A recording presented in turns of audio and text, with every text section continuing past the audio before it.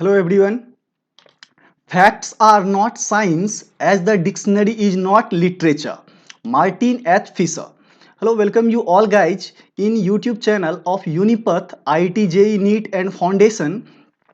तो बच्चों इस लेक्चर सीरीज में हम लोग एनसीईआरटी का बुक रीडिंग करने वाले हैं और एनसीईआरटी के जो भी इंपॉर्टेंट फैक्ट्स होंगे जो कि आपके ऑब्जेक्टिव एग्जाम के लिए काफ़ी इंपॉर्टेंट है और जो भी इंपॉर्टेंट बातें निकल के आएंगी यहाँ से आप पेन और नोटबुक लेके बैठ जाइए और उसे पैरेलली नोट करते जाइएगा।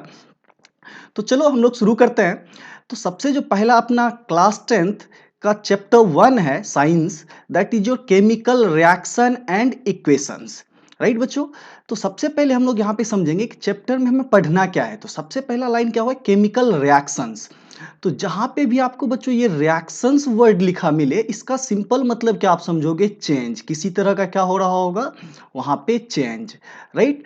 तो चेंज बच्चों कितने तरह का होता है, दो तरह का चेंज होता है। एक आपका क्या होगा, फिजिकल चेंज होगा, right, that is your physical change. अगर हम फिजिकल चेंज की बात करें तो जैसे आपके पास क्या है, H2O है, पहला आपका क्या है, फिजिकल चेंज। तो H2O देखो बच्चों ये किस फेज में हो सकता है, मान लो आइस ले लेते हैं, तब ये कैसा रहेगा, सॉलिड रहेगा। H2O क्या है आपका, आइस है।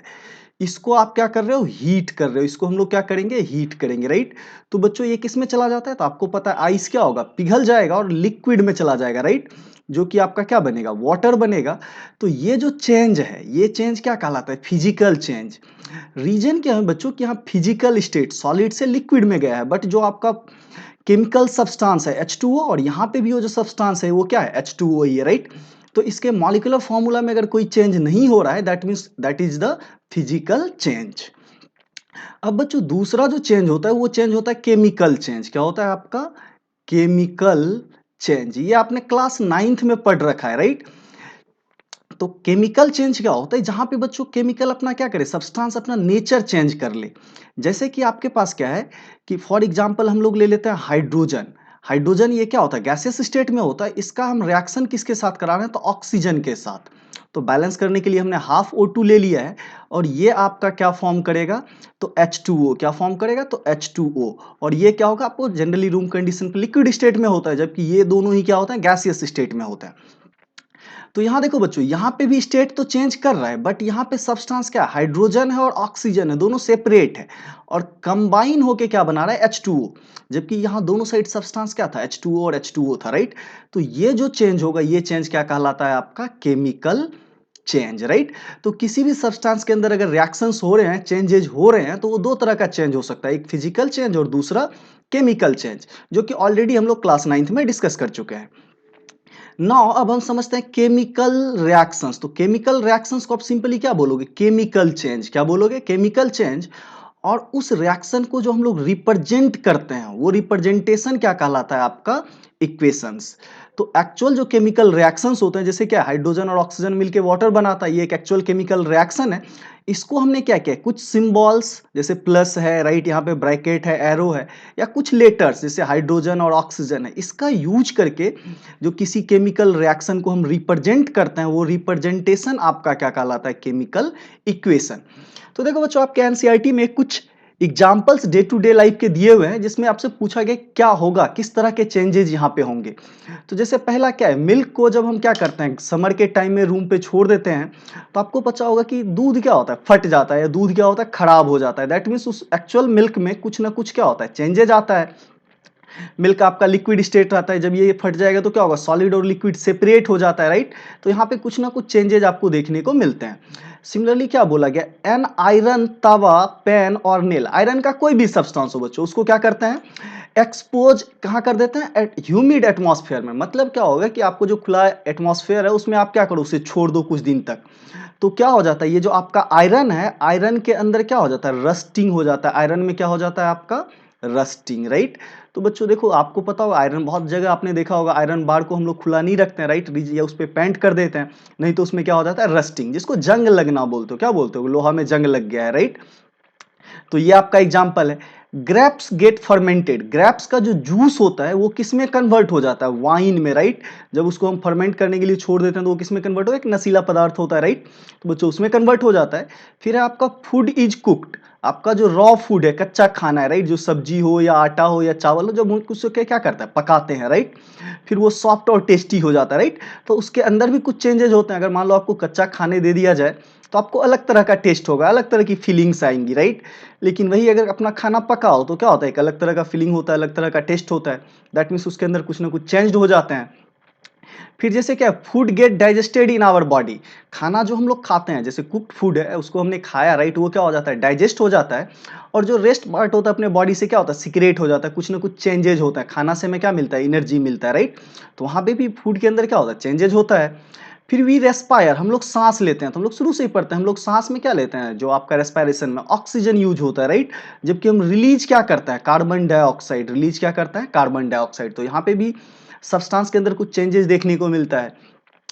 तो इन सब चेंज को देख के आप क्या समझते हो, ये क्या है, केमिकल रिएक्शंस है, केमिकल चेंज है या फिजिकल चेंज है। तो इन्हीं सारे टॉपिक्स को हम आगे डिस्कस करने वाले हैं। तो चलिए हम लोग नेक्स्ट स्लाइड में देखते हैं। तो यहाँ क्या बोला गया कि इन ऑल अबव सिचुएशन, जो ऊपर जितना भी सिचुएशन था, नेचर और आइडेंटिटी जो होता है इनिशियल सब्सटेंस का, वो क्या हो जाता है, समवॉट चेंज हो जाता है, राइट। जो भी आपने देखा यहाँ पे, जो इसका इनिशियल आइडेंटिटी था वो क्या हो गया, चेंज हो गया। इनिशियल आइडेंटिटी क्या हो गया, इन सारे सब्सटेंस में कुछ ना कुछ चेंजेस आपको देखने को मिले। तो यहाँ पे आपको यही बोला गया कि उसमें क्या होता है, चेंज हो जाता है। और जैसा कि हम लोग ऑलरेडी पढ़ चुके हैं कि physical and chemical changes of matter in our previous class, जैसा कि मैंने आपको डिस्कस भी किया फिजिकल और केमिकल चेंज के बारे में। Whenever a chemical change occur, जब भी कोई केमिकल चेंज होता है तब हम क्या कहते हैं कि केमिकल रिएक्शन यहाँ पे हो गया है। क्या हो गया है, केमिकल रिएक्शन हो गया है। We may perhaps wondering as to what is actually meant. अब यहाँ पे हम लोग सोच सकते हैं कि एक्चुअल मतलब क्या होता है, meaning by chemical reaction. Chemical reaction को हम आइडेंटिफाई कैसे करेंगे, यही केमिकल रिएक्शन है, right. How do we come to know a chemical reaction take place, हमें पता कैसे चलेगा कि यहाँ पे केमिकल रिएक्शन हुआ है। तो इसके लिए हम क्या करते हैं, कुछ एक्टिविटी परफॉर्म करते हैं जिससे हम इन सारे क्वेश्चंस को काफी आसानी से आंसर कर पाएंगे कि कहाँ पे केमिकल रिएक्शन हुआ है, या हम लोग कैसे आइडेंटिफाई करेंगे कि यहाँ पे केमिकल रिएक्शन हुए हैं, राइट। तो चलो बच्चों हम उन एक्टिविटीज को देखते हैं। तो सबसे पहला जो आपका एक्टिविटी 1 है एनसीईआरटी में 1.1, राइट। तो इसमें देखो थोड़ा सा आपको कॉशन रखने के लिए बोला गया है कि this activity needs teachers assistance, जो भी आपके लैब टीचर है उनके असिस्टेंस की जरूरत पड़ेगी। And it would be better, ये अच्छा होगा अगर स्टूडेंट्स क्या करें, सुटेबल आई ग्लास पहन ले, राइट, ताकि आपका आई क्या रहे, प्रोटेक्ट रहे यहाँ पे निकलने वाले किसी भी सब्सटेंस से। तो सबसे पहले क्या बोला गया, clean a magnesium ribbon about 3 to 4 centimetre long. बच्चे आप 5-6 सेंटीमीटर अपने चॉइस से कोई भी मैग्नीशियम का रिबन ले सकते हो। मैग्नीशियम जैसे क्या होता है, आयरन का एक बेल्ट होता है, राइट। आप कोई भी मेटल का एक रिबन बना सकते हो पतला सा। तो एक फाइन सा हम लोग क्या कर लेते हैं, मैग्नीशियम का एक 3-4 सेंटीमीटर लॉन्ग क्या ले लेते हैं, स्ट्रिप ले लेते हैं। और ये किसका रहेगा, तो that is your Mg, magnesium का। और इसको क्या बोला गया, rubbing it with sand paper, और इसको ऊपर से हम क्लीन कर लेते हैं। बच्चों देखो इसका क्वेश्चन आगे आने वाला है कि हम ऐसा क्यों करते हैं, तो हम लोग उसका आंसर करेंगे। तो फिलहाल हमें क्या किया गया है, इस एक्टिविटी में एक मैग्नीशियम का रिबन लिया और उसको अच्छे से हम लोग सैंड पेपर से घिस के क्या करते हैं, साफ कर लेते हैं, चमका लेते हैं। And hold it with pair of tongs, और चिमटा से क्या करते हैं, इसको हम लोग पकड़ लेते हैं। तो यहाँ जो आपका चिमटा होगा, चिमटा से हम क्या करेंगे बच्चों, इस मैग्नीशियम रिबन को होल्ड कर लेंगे। और बोला गया कि बर्न इट, और इसे जलाना है विथ स्प्रिट लैंप। आपके घर में दिया लैंप जो भी हो, उससे आप क्या करोगे, इसे जलाओगे। तो लैब में आपको क्या मिलेगा, स्प्रिट लैंप मिलेगा, राइट। तो उससे हम लोग क्या करेंगे, जलाएंगे, राइट। और बर्नर, राइट। फिर क्या बोला गया, कलेक्ट द एस। एस मतलब क्या होता है, राख। तो देखो बच्चों यहाँ पे आपको कुछ फिगर दिख रहा है, यहाँ पे आपको कुछ राख जमा हुआ। जब ये मैग्नीशियम का फीता जलेगा तो ये धीरे धीरे देख रहे हो, यहाँ से गिरते गिरते क्या हो रहा है, यहाँ पे जो आपका वॉच ग्लास है, आपका जो ग्लास का एक कटोरा है, राइट, इसमें क्या होगा, आपको एसेस जमा होगा। And burn the magnesium ribbon keeping it away as far as possible from your eyes. अपने आंखों से क्या रखना है, इसको दूर रखना है। पहले ही बताया कि कुछ केमिकल सब्सटेंस आपके आई को क्या कर सकता है, हार्म कर सकते हैं। तो इसलिए हमें क्या रखना है, इसे आंखों से दूर रखना है, राइट। पूछा गया व्हाट डू यू ऑब्जर्व, यहाँ पे आपने ऑब्जर्व क्या किया, राइट। तो ये जो एक्सपेरिमेंट हम करेंगे तो यहाँ पे हमें ऑब्जर्वेशन क्या मिलेगा, राइट। तो चलो इस ऑब्जर्वेशन को हम लोग डिस्कस करते हैं। देखो एक ऑब्जर्वेशन क्या मिला, आपको यहाँ पे एस जमा हो रहा है, और एस किसका है, तो मैग्नीशियम ऑक्साइड का। ये जो एस है, ये इसका फॉर्मूला क्या हो जाएगा, मैग्नीशियम ऑक्साइड। जबकि ये जो टोंग है, ये टोंग में जो हमने इसको पकड़ रखा है मैग्नीशियम रिबन को, तो ये एक्चुअली क्या है, मैग्नीशियम है। और यहाँ एटमॉस्फेयर है, पता है बच्चों, यहाँ क्या एटमॉस्फेयर है। तो एटमॉस्फेयर में प्रेजेंट क्या होता है, ऑक्सीजन। तो एटमॉस्फेरिक ऑक्सीजन O2 के साथ, ये कहाँ से आता है, तो एटमॉस्फेयर से, राइट। तो मैग्नीशियम एटमॉस्फेरिक ऑक्सीजन के साथ जब रिएक्ट करता है तो किसमें कन्वर्ट हो जाता है, मैग्नीशियम ऑक्साइड में, राइट। तो चलो यही हम देखने वाले थे कि यू मस्ट ऑब्जर्व दैट, आपने ऑब्जर्व किया कि magnesium ribbon Burns, magnesium ribbon क्या होगा, जलेगा with a dazzling white flame. और यहां जो आपको फ्लेम मिलेगा, राइट, ये कैसा मिलेगा, डेजलिंग। डेजलिंग मतलब क्या होता है, हिलता डुलता, राइट। जैसे आप दिया जलाते हो तो आपको डेजलिंग फ्लेम दिखता है। And change into a white powder. और आपको जो यहाँ ऑब्जर्वेशन ग्लास में, या जो आपका ग्लास वॉच ग्लास है, यहाँ पे आपको क्या मिला, राइट। तो एस मैग्नीशियम ऑक्साइड का जो क्या रहेगा, व्हाइट पाउडर रहेगा। कैसा रहेगा, white powder, right. And this powder is magnesium oxide, और वो पाउडर क्या है आपका, मैग्नीशियम ऑक्साइड का। It is form due to reaction. अब ये बना कैसे, तो हमने देखा कि रिएक्शन किसके किसके बीच में हुआ, मैग्नीशियम के बीच में, और ऑक्सीजन जो प्रेजेंट था कहाँ, एयर में या एटमॉस्फेयर में, उस ऑक्सीजन के साथ कंबाइन हो गया, राइट।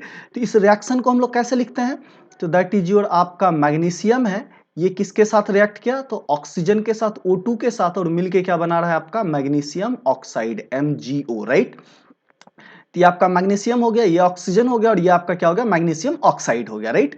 सिमिलरली कुछ एक्टिविटीज आपको और दिए हुए हैं, जैसे हम एक्टिविटी 1.2 में देखें तो एक ऑब्जर्वेशन तो हमने यहाँ पे देखा। नेक्स्ट एक्टिविटी क्या बोल रहे हैं, take a lead nitrate solution in a test tube. तो देखो बच्चों, टेस्ट ट्यूब क्या होता है, एक आपका सिलेंड्रिकल ट्यूब होता है। क्या होता है, सिलेंड्रिकल ट्यूब होता है, राइट। अब इस सिलेंड्रिकल ट्यूब में क्या बोला गया कि आपको सॉल्यूशन ले लेना है। तो आपको एक क्लियर सॉल्यूशन मिलेगा किसका, लेड नाइट्रेट का। तो हमने लेड नाइट्रेट इसमें क्या रख लिया, तो that is your PbNO3। Lead nitrate को हम लोग क्या बोलते हैं बच्चों, तो दैट इज योर Pb, और NO3 का होल ट्वाइस। NO3 का यहाँ पे क्या हो जाता है, होल ट्वाइस। देखो बच्चों, होता क्या है कि आपका जो लेड है Pb2+ में होता है, और नाइट्रेट क्या होता है, NO3- में होता है, राइट। ये नाइट्रिक एसिड से आता है। तो देखो बच्चों, आपने क्लास 9th में पढ़ा होगा, इसका फॉर्मूला कैसे लिखते हैं, 2 को इधर ले आते हैं, और यहाँ पे 1 है तो इसको इधर लिख लेंगे। तो ये क्या हो जाएगा, PbNO3 का होल ट्वाइस। अब इसमें क्या बोला गया, potassium iodide, add potassium iodide solution. और इसी में हम लोग क्या ऐड कर देंगे, तो पोटेशियम आयोडाइड। तो पोटेशियम क्या होता है, के, और आयोडाइड क्या होता है, आई। के आई को हमने क्या किया, इसमें ऐड कर दिया। पूछा जा रहा व्हाट डू यू ऑब्जर्व, यहां पे आपने क्या ऑब्जर्व किया। तो देखो बच्चों, यहां पे क्या होगा कि आपका जो लेड नाइट्रेट है PbNO3 का होल ट्वाइस, ये क्या रहेगा, एक्वस फॉर्म में, क्योंकि हमने इसका सॉल्यूशन लिया है तो पानी में घुला रहेगा। और दूसरा सॉल्यूशन हमने क्या लिया है, लेड नाइट्रेट का, के आई, सॉरी पोटेशियम आयोडाइड का हमने क्या लिया, दूसरा जो सॉल्यूशन लिया पोटेशियम आयोडाइड का। तो जब ये बच्चों यहाँ आपस में रिएक्ट करता है ना, तो ये जो लेड आयोडाइड है PbI2, ये क्या होता है, सॉलिडिफाई हो जाता है। दैट मीन्स प्रिसिपिटेट मिलेगा, ये आपको क्या मिलेगा, PPT, राइट। दैट मीन्स ये क्या करेगा, प्रिसिपिटेट कर जाएगा। और साथ ही साथ बच्चों आपको क्या होगा कि ये जो पोटेशियम है और नाइट्रेट है NO3, ये किसके साथ मिल जाएगा, तो that is your KNO3 potassium. और ये क्या रहेगा, एक्वस फॉर्म में, किसमें रहेगा, एक्वस फॉर्म में, मतलब घुला हुआ ही रहेगा उस सॉल्यूशन में।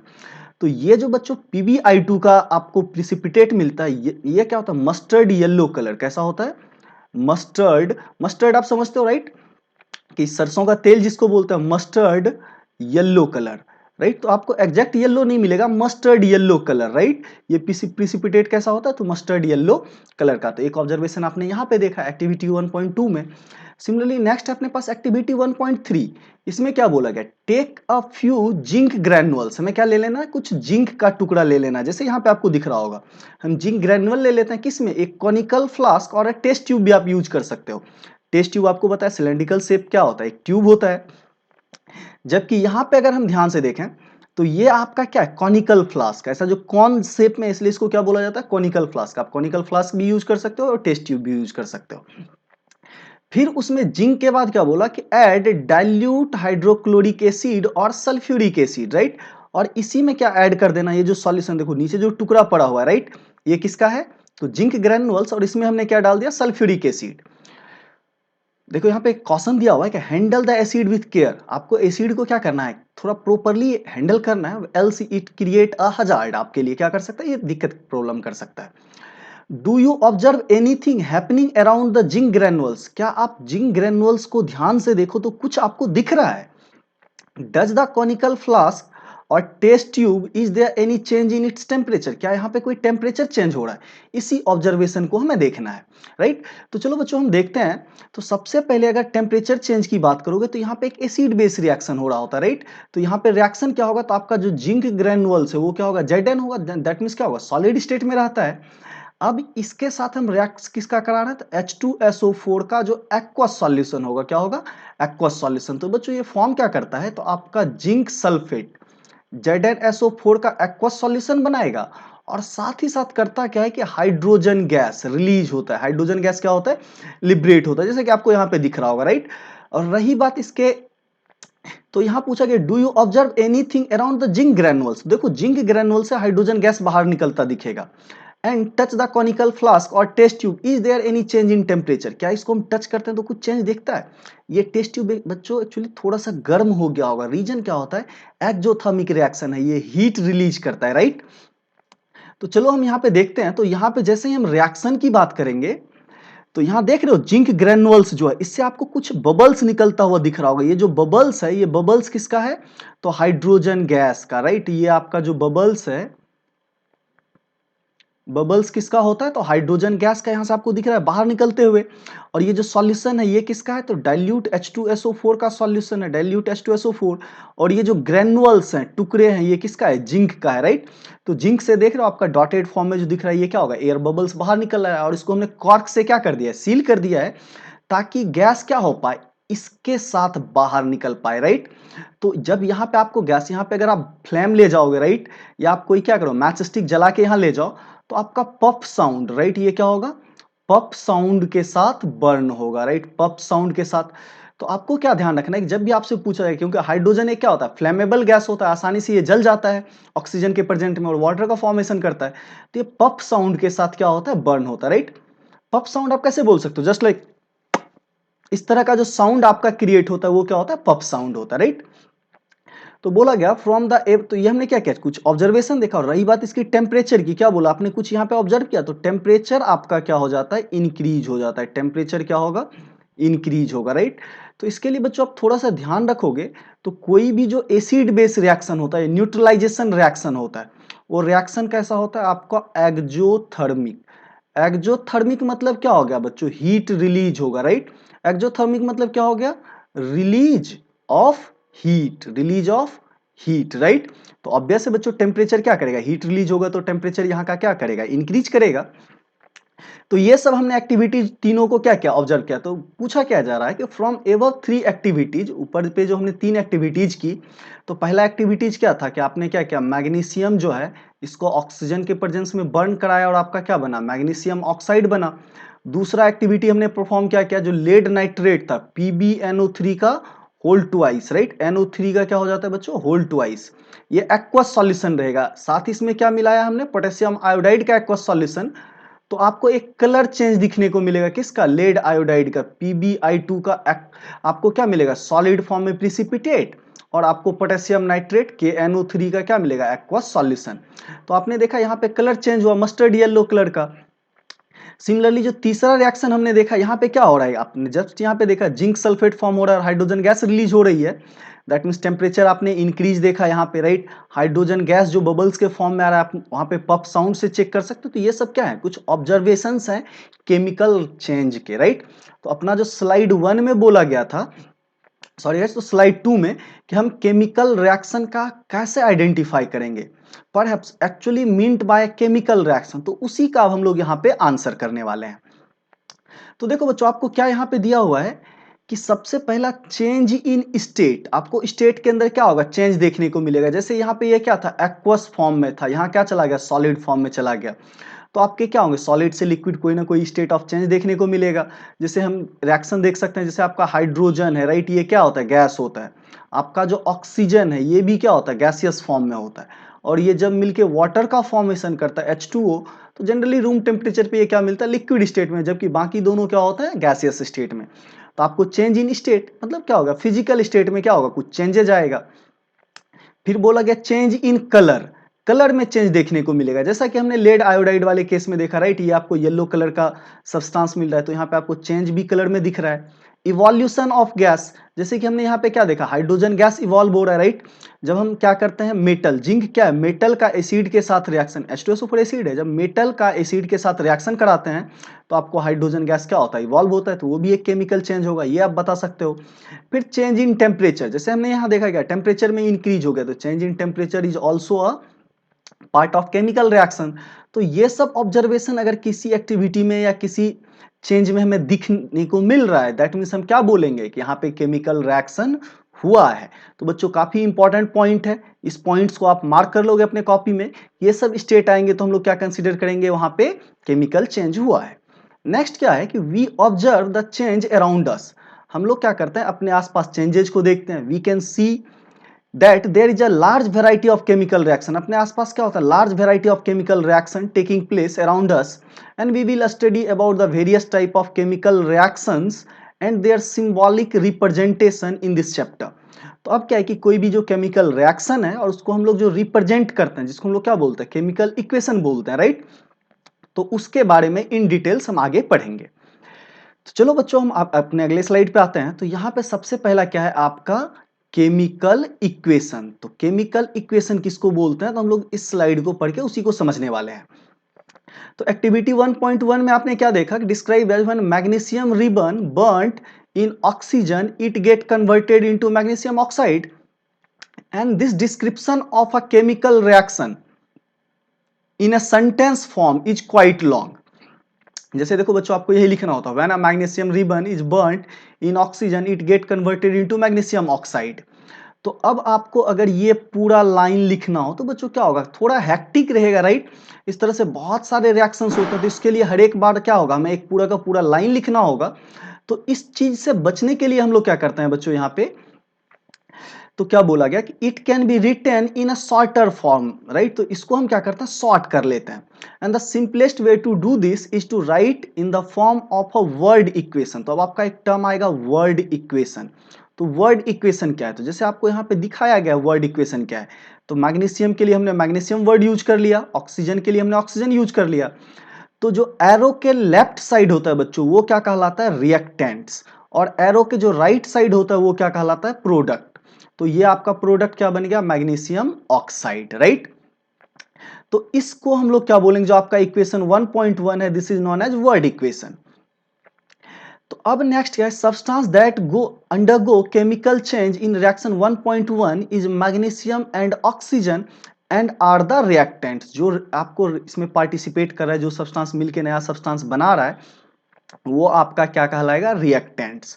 दैट मींस एरो के क्या होगा, left side. And the new substance is magnesium oxide, और नया जो सब्सटेंस बना है वो क्या है, मैग्नीशियम ऑक्साइड है, form during the reaction as a product, और उसको हम लोग क्या बोलेंगे, प्रोडक्ट।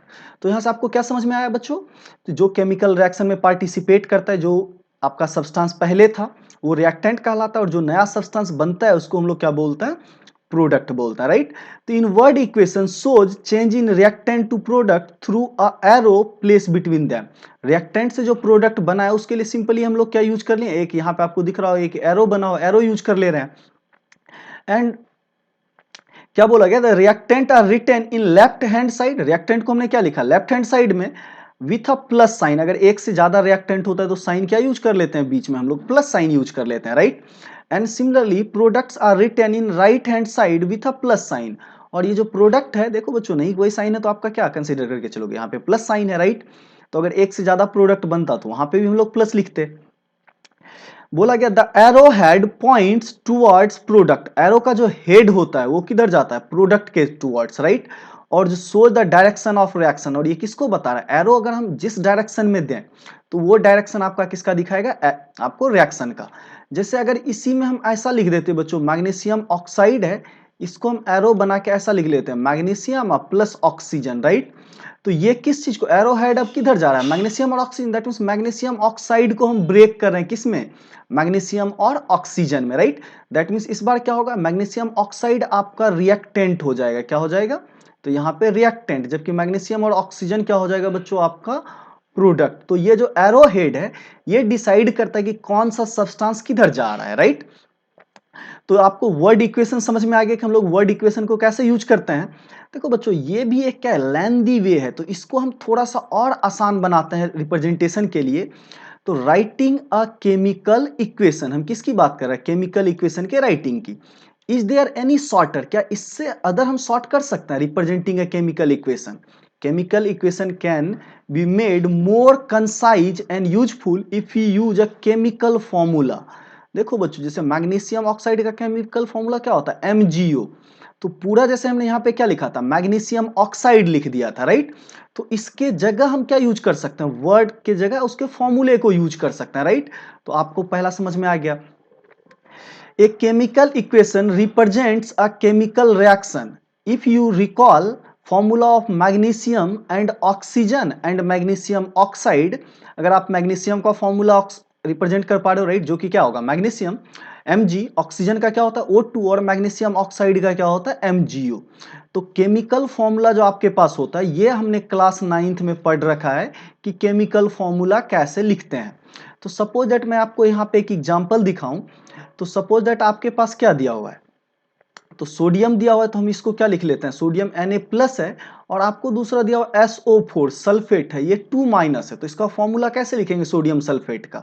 तो बच्चों देखो, ये 2 इधर आ जाता है, एक्सचेंज कर लेते हैं उसके चार्ज को। तो ये क्या हो जाएगा Na2, और सोडियम में तो एक ही प्लस है, तो सिंपली ये SO4 क्या रह जाएगा, अकेले रह जाएगा। तो Na2SO4 क्या हो गया, इसका केमिकल फॉर्मूला, किसका, सोडियम सल्फेट का, राइट। तो सिमिलरली बोला गया कि जो आपके वर्ड्स थे उसके जगह उसका क्या यूज कर लो, केमिकल फॉर्मूला यूज कर लो, right. Count and compare the, फिर हमें क्या करना है, count and compare the number of atoms on each element on the LHS and RHS। तो जैसे कि दोनों साइड काउंट करते हैं, तो LHS में मैग्नीशियम कितना, एक है, RHS में भी मैग्नीशियम एक है। लेकिन LHS में ऑक्सीजन 2 है, जबकि RHS में ऑक्सीजन क्या है, सिंगल है। बोला गया is the number of atom in each element of the same both side, right. क्या दोनों साइड सेम नंबर है, इफ यस, अगर हाँ, देन इक्वेशन इज बैलेंस्ड। अगर ऐसा है तो इक्वेशन क्या कहलाएगा, बैलेंस्ड कहलाएगा। अगर आपका आंसर होता है नो, जैसे यहां पे आपका आंसर क्या आएगा, नो, राइट। तब इस केस में क्या करेंगे, then the equation is unbalanced. तब इक्वेशन क्या कहलाएगा, अनबैलेंस्ड कहलाएगा, because mass is not same on the both side of the equation. दोनों ही साइड आपका मास सेम नहीं होगा, राइट। इसके लिए आपने क्लास 9th में पढ़ा होगा law of mass conservation, law of mass conservation, right. तो इसमें क्या बोलता है कि किसी केमिकल रिएक्शन के दौरान मास को ना तो हम क्रिएट कर सकते हैं ना ही डिस्ट्रॉय कर सकते हैं। दैट मीन्स जितना मास रिएक्टेंट का होगा उतना ही मास किसका बनेगा, प्रोडक्ट का बनेगा। तो ये कौन बोलता है, law of conservation of mass या लॉ ऑफ मास कंजर्वेशन, जो कि हम लोग क्लास 9th में पढ़े हैं, राइट। तो इसका मतलब क्या है कि अगर इक्वेशन बैलेंस नहीं है तब वो इक्वेशन आपका क्या कहलाता है, scale, right, skeletal chemical equation. तो उसको हम लोग क्या बोलेंगे, तो स्केलेटल, स्केलेटल मतलब क्या होता है, ढांचा, एक तरह से सिर्फ ढांचा बना हुआ, बैलेंस नहीं है। जैसे क्या होता है कि ह्यूमन बॉडी को हम लोग दिखाने के लिए कैसे बना लेते हैं, कि ये क्या हो गया, उसका हेड हो गया, ये आंख हो गया, नाक हो गया, राइट, ऐसा हाथ पैर बना दिए। तो ये क्या हो गया, ढांचा बन गया, बट ये एक्चुअल ह्यूमन नहीं है या बैलेंस नहीं। तो इस तरह का जो अनबैलेंस्ड केमिकल इक्वेशन होता है उसको हम लोग क्या बोलते हैं, स्केलेटल केमिकल इक्वेशन। तो एक टर्म आप यहां ध्यान रखोगे कि स्केलेटल केमिकल इक्वेशन क्या होता है, तो अनबैलेंस्ड केमिकल इक्वेशन जो होता है जिसमें LHS और RHS में दोनों साइड नंबर ऑफ एटम्स हर एक एलिमेंट का सेम नहीं होगा, वो क्या कहलाएगा, केमिकल स्केलेटल केमिकल इक्वेशन। तो जैसे कि आपको 1.2 ये क्या एक स्केलेटल केमिकल इक्वेशन है, कैसा है, क्योंकि यहाँ पे बैलेंस नहीं है, तो ये क्या कहलाएगा, एक स्केलेटल केमिकल इक्वेशन, राइट। तो जैसे समझ में आ गया कि 1.2 is a skeletal chemical equation of the burning of magnesium in air. देखो बच्चों, रिएक्शन क्या है, हम क्या कर रहे हैं, मैग्नीशियम को एयर में बर्न करा रहे हैं, लेकिन उसको हमने कॉपी पे कैसे दिखा दिया, Mg+O2 कन्वर्टिंग इनटू MgO, और जो आपका क्या किस में चला गया, तो स्केलेटल केमिकल इक्वेशन में। अब नेक्स्ट पार्ट बच्चों, स्केलेटल केमिकल इक्वेशन अगर बैलेंस्ड है तब तो ठीक है, लेकिन अगर बैलेंस नहीं है, स्केलेटल फॉर्म में, तो उसको हम लोग बैलेंस कैसे करेंगे, ये हम लोग नेक्स्ट स्लाइड में देखने वाले हैं। देखो बच्चों, इसमें आपको क्या बोला गया, बैलेंस्ड केमिकल इक्वेशन, जो स्केलेटल केमिकल इक्वेशन है उससे किसको कन्वर्ट करना है, बैलेंस्ड केमिकल इक्वेशन में, right. Recall the law of conservation of mass you have studied in class 9th, जो कि मैंने अभी आपको बताया। मास can neither be created nor be destroyed in a chemical reaction. तो आपसे पूछा जाएगा कि बैलेंस केमिकल इक्वेशन क्यों रिक्वायर्ड होता है, तो बोलना कि law of conservation of mass क्या बोलता है कि किसी केमिकल रिएक्शन में मास को ना हम क्रिएट कर सकते हैं ना ही डिस्ट्रॉय कर सकते हैं। And this is the total mass of element present in products of a chemical reaction has to be, उसे इक्वल होना ही पड़ेगा to the total mass of the element present in the reactants. देखो बच्चों, अगर किसी केमिकल रिएक्शन में अगर मास का चेंजेज नहीं हो रहा है तो दैट मीन्स क्या होगा कि जितना आपका रिएक्टेंट का मास होगा उतना ही क्या होगा, प्रोडक्ट का मास होगा, राइट। या इन अदर वर्ड्स क्या बोल सकते हैं कि नंबर ऑफ एटम्स, देखो इसी को दूसरे तरीके से क्या बोल सकते हैं कि number of atoms of each element remains the same, right. That means reactant में जितना एटम होगा किसी एलिमेंट का, प्रोडक्ट में भी क्या होगा, उतना ही एलिमेंट आएगा, राइट। तो क्या बोल सकते हैं कि before and after a chemical reaction, before क्या होगा रिएक्टेंट और आफ्टर क्या होगा product. Hence we need to balance a skeletal chemical equation, इसलिए हमें क्या करना होता है, skeletal chemical equation को बैलेंस करना होता है।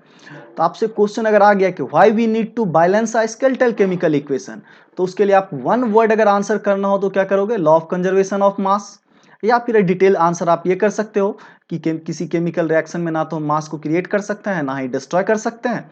इसका मतलब क्या होगा कि जितना एटम्स किसी भी एलिमेंट का रिएक्टेंट में होगा उतना ही एटम क्या होगा, प्रोडक्ट में होगा, राइट। तो इस तरह से आप इसका आंसर कर सकते हो। तो जैसे आपको एक वर्ड इक्वेशन दिया हो एक्टिविटी 1.3 का, मे बी रिप्रेजेंटेड है, तो एक्टिविटी 1.3 में हमने क्या देखा कि जिंक है, उसका सल्फ्यूरिक एसिड के साथ रिएक्शन करा रहे हैं, तो क्या बन रहा है, जिंक सल्फेट जो कि सॉल्ट होगा और आपको हाइड्रोजन गैस, राइट। तो उस एक्टिविटी को हमने यहाँ पे देखा था, राइट।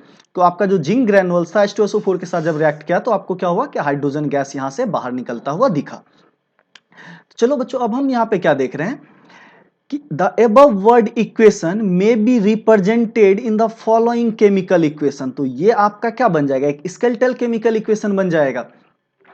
तो हमने क्या किया, जिंक के नाम के जगह एक जिंक का सिंबल यूज किया, या मॉलिक्यूल जो आपका केमिकल फॉर्मूला होता है उसे यूज किया। सल्फ्यूरिक एसिड का केमिकल फॉर्मूला क्या होता है बच्चों, H2SO4 होता है। जिंक सल्फेट का क्या होता है, तो ZnSO4 का होता है, और आपका हाइड्रोजन का क्या होता है, तो H2 होता है, राइट।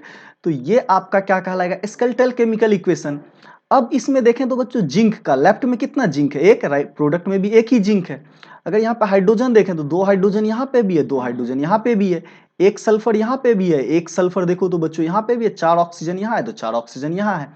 दैट मीन्स ये ऑलरेडी आपका क्या है, बैलेंस्ड है, क्या है, बैलेंस्ड केमिकल इक्वेशन। ये आपका क्या होगा, बैलेंस्ड केमिकल इक्वेशन, राइट। तो चलो नेक्स्ट हम लोग स्लाइड देखते हैं। तो यहाँ क्या बोला गया, let us examine the number of atoms of different element on both side of the arrow, दोनों साइड में देखें। तो जैसे जिंक का हमने देखा, राइट, तो जिंक में लेफ्ट में कितना था, एक था, और राइट में भी कितना था, एक था। हाइड्रोजन हमने देखा तो राइट आपका एक क्या है, LHS में दो, और हाइड्रोजन दो क्या है, प्रोडक्ट में है। सिमिलरली हम क्या देखेंगे, सल्फर, तो एक एक सल्फर दोनों साइड है, और चार ऑक्सीजन भी क्या है, दोनों साइड सेम नंबर है। तो आप देख रहे हो जितना आपको रिएक्टेंट में एटम्स है उतने ही एटम्स क्या है, प्रोडक्ट में है, तभी वो क्या कहलाएगा, balanced chemical equation. As number of atom of each element is same on both side of the arrow in equation 1.3 is a balanced chemical equation. तो ये क्या कहलाएगा, बैलेंस्ड केमिकल इक्वेशन कहलाएगा। जैसा कि आपको बताया ये क्या होगा, एक बैलेंस्ड केमिकल इक्वेशन होगा, राइट बच्चों। तो अब आपको पूछा गया कि let us try to balance the following chemical equation. तो हमें एक केमिकल इक्वेशन को बैलेंस करने के लिए दिया गया, जिसमें क्या है, आयरन है, जब ये एटमॉस्फेरिक पता है कि मॉइस्चर से रिएक्ट करेगा तो Fe3O4 जो किसका फॉर्मूला है बच्चों, ये रस्ट का फॉर्मूला है, किसका है, रस्ट का है, और आपको हाइड्रोजन गैस इवॉल्व होता हुआ दिख रहा है, राइट। तो अब इस रिएक्शन को बैलेंस करना है, क्योंकि देखो इधर एक हाइड्रो क्या है, आयरन है, जबकि इधर तीन आयरन है, इधर एक ऑक्सीजन है, इधर चार ऑक्सीजन है, दो हाइड्रोजन है। तो यहाँ पे आयरन और ऑक्सीजन बैलेंस नहीं है, तो इसको हम लोग बैलेंस करेंगे। देखो बच्चों, कुछ स्टेप्स होते हैं जिसको हम लोग हीट एंड ट्रायल मेथड बोलते हैं, राइट। चलो हम लोग उसको देखते हैं। तो यहाँ पे सबसे जो पहला स्टेप आपको फॉलो करने के लिए बोला गया, to balance a chemical equation first draw boxes around each formula. जो आपका जैसे आयरन का फॉर्मूला उसको बॉक्स से कवर कर लेना है। देखो बच्चों, बॉक्स से कवर बस इसलिए करते हैं ताकि इस फॉर्मूला में आप कोई चेंजेस ना ला पाओ। बहुत बच्चे क्या करेंगे कि जैसे यहाँ पे H2O है तो ऑक्सीजन में यहाँ पे 2 लगा दिए, या आयरन के आगे 3 लगा दिए। तो नहीं, हमें जो फॉर्मूला है उसे वही रखना है। तो इसके लिए हमें क्या करना होगा, उसे एक बॉक्स के अंदर हम लोग क्या कर लेंगे, बंद कर लेंगे। And do not change anything inside the boxes while balancing the equation.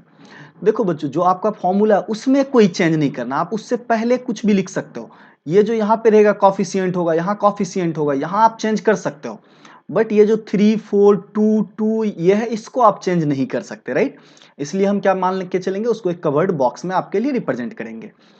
Step 2 क्या करेंगे बच्चों, list the number of atoms of different element present in unbalance equation. जो आपका ये इक्वेशन अनबैलेंस है, तो जिसमें 3 एटम है, फेरस, हाइड्रोजन और ऑक्सीजन। तो फेरस को देखें तो रिएक्टेंट में कितना है, LHS में 1 है, जबकि प्रोडक्ट में कितना है, 3 है। तो ये तो बैलेंस है नहीं, राइट बच्चों।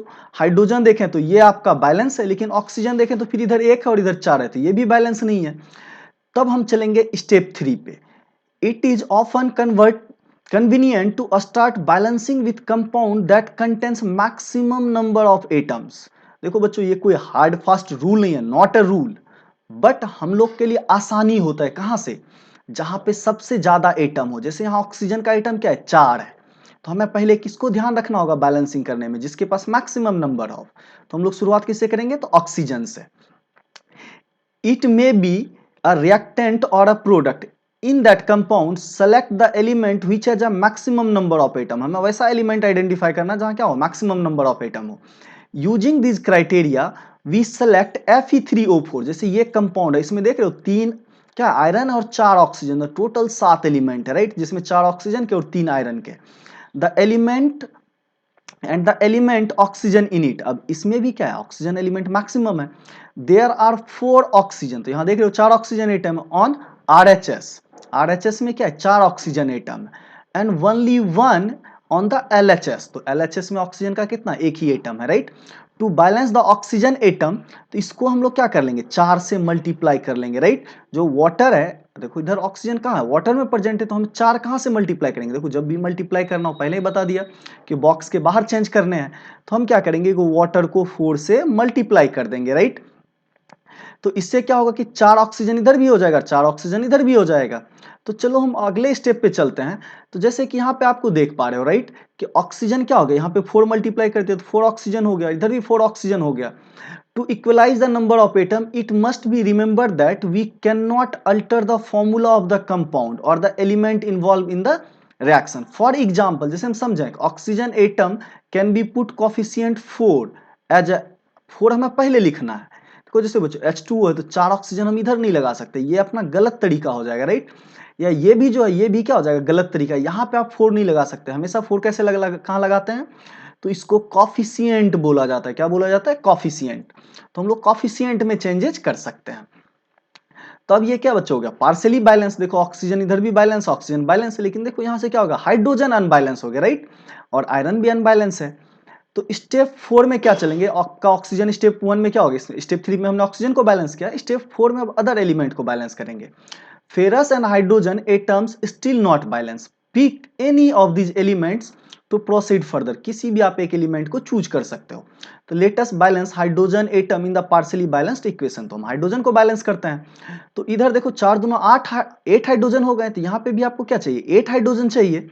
तो इसके लिए आपको बच्चों क्या करना होगा कि जैसे देखो आपका 4H2O हो चुका है ना, तो 8 हाइड्रोजन है, राइट। तो हाइड्रोजन कितना, 8 है, तो इधर भी हमें 8 करना होगा। तो इधर देख रहे हो H2 में 2 ही हाइड्रोजन है, दैट मींस इसको किससे मल्टीप्लाई कर देंगे, 4 से, राइट। तो 8 इधर भी हो जाएगा और 8 इधर भी हो जाएगा। तो अब देखते हैं बच्चों यहाँ पे क्या होगा, 8, यहाँ पे 8 हाइड्रोजन और 4 ऑक्सीजन, यहाँ पे भी देखा 4 ऑक्सीजन और 8 हाइड्रोजन।